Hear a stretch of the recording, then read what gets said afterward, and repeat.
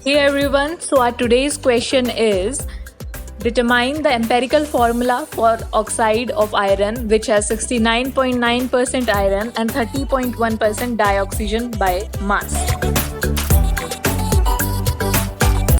तो देखो हमें क्या करना है इस क्वेश्चन में एम्पेरिकल फॉर्मूला फाइंड करना है. ठीक है, अब एम्पेरिकल फॉर्मूला तो सबसे पहले आपको ये पता होना चाहिए कि एम्पेरिकल फॉर्मूला होता क्या है.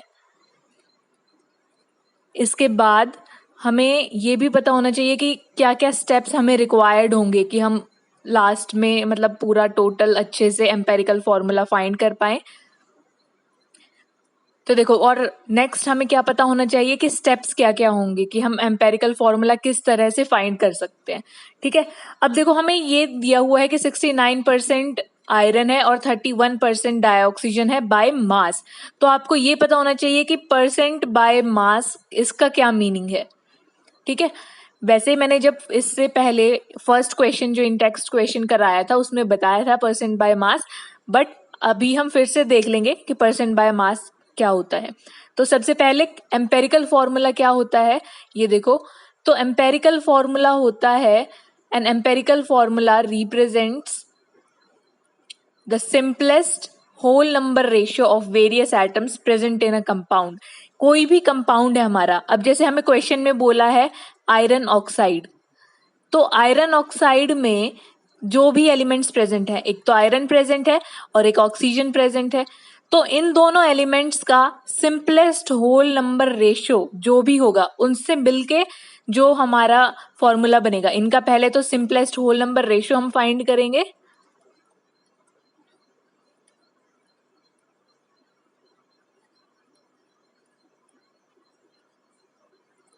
और उनसे मिलके जो हमारे पास फॉर्मूला आएगा वो हमें बताएगा कि एम्पेरिकल फॉर्मूला क्या होता है.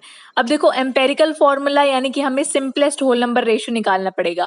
अब होल नंबर किसका होना चाहिए, वो होल नंबर रेशियो, उसके लिए हमें सबसे पहले मोल्स फाइंड करने पड़ेंगे. अब मोल्स आप कैसे फाइंड करोगे, मोल्स या फिर आपको रिलेटिव मोल्स फाइंड करने पड़ेंगे.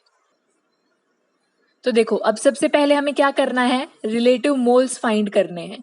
तो अगर हमें रिलेटिव मोल्स फाइंड करने हैं किसी भी एलिमेंट के, तो ये हम कैसे फाइंड करेंगे. इसके लिए हमें एक फॉर्मूला होता है हमारे पास जो होता है कि परसेंट ऑफ एलिमेंट, यानी कि जो भी हमें क्वेश्चन में परसेंट बाय मास दिया हुआ है तो उसकी वैल्यू हम यहाँ रखेंगे. तो percent of element divided by atomic mass of element.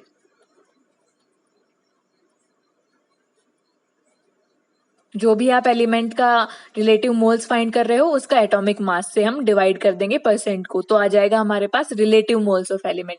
जब हमारे पास रिलेटिव मोल्स आ जाएंगे तो इसके बाद आप क्या फाइंड करोगे, इसके बाद हमें फाइंड करना पड़ेगा सिंपलेस्ट मोलर रेशियो. वो कैसे फाइंड करेंगे वो भी हम आगे देखेंगे जब हम इस क्वेश्चन को सॉल्व कर रहे होंगे. तो रिलेटिव मोलर रेशियो फाइंड कर लेंगे हम एलिमेंट्स का, और जब हमारे पास स्मॉलेस्ट रेशियो आ जाएगा तो हम इसका एम्पेरिकल फॉर्मूला फाइंड कर पाएंगे. ठीक है, तो अब देखो सबसे पहले हम रिलेटिव मोल्स फाइंड करेंगे. तो हम पहले रिलेटिव मोल्स फाइंड करेंगे आयरन के, रिलेटिव मोल्स ऑफ आयरन. ठीक है, अब देखो क्वेश्चन में परसेंट क्या दिया हुआ है आयरन का, 69.9. ठीक है, तो परसेंट की वैल्यू हो गई 69.9 डिवाइडेड बाय एटॉमिक मास. अब आयरन का एटॉमिक मास होता है 56 ग्राम पर मोल. ठीक है, तो ये देखो जब आप इसको सॉल्व करोगे तो आपके पास क्या आ जाएगा, इसकी वैल्यू आएगी आपके पास 1.25. ये आ गया रिलेटिव मोल्स ऑफ आयरन. अब ये देखो जो 69.9 गिवन है, ये अगर आप देखो परसेंट बाय मास का मीनिंग क्या होता है कि जैसे हमें 69.9% दिया हुआ है, परसेंट ऑफ आयरन दिया हुआ है, तो इसका मतलब है कि 69.9 gram of iron is present in 100 gram of solution. तो यानी कि ये जो 69.9 ग्राम आ गया ना ये हमारे पास, तो अब ये ग्राम्स में आ गई इसकी यूनिट, तो हम 69.9 ग्राम लिखेंगे यहाँ पे, तो ग्राम से ग्राम कैंसिल हो जाएगा, तो ये मोल आ गया, यानी कि 1.25 मोल आ गया हमारे पास। तो रिलेटिव मोल्स ऑफ आयरन आ गए 1.25। अब ऐसे ही सेकंड आ जाएगा हमारे पास रिलेटिव मोल्स ऑफ ऑक्सीजन।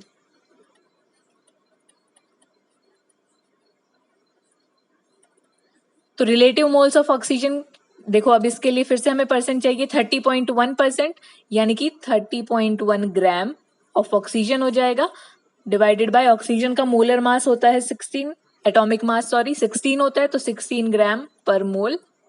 अब देखो रिलेटिव मोल्स ऑफ ऑक्सीजन हो गया 30.1 डिवाइडेड बाय 16, 30.1 हमें परसेंट गिवन है और ये 16 हो गया इसका एटॉमिक वेट। अब देखो इसका जब आप सॉल्व करोगे तो ये आएगा आपके पास 1.88, तो ये आ गए रिलेटिव मोल्स ऑफ ऑक्सीजन। अब हमने रिलेटिव मोल्स फाइंड कर लिए, तो अब हम सिंपलेस्ट मोलर रेशियो फाइंड करेंगे।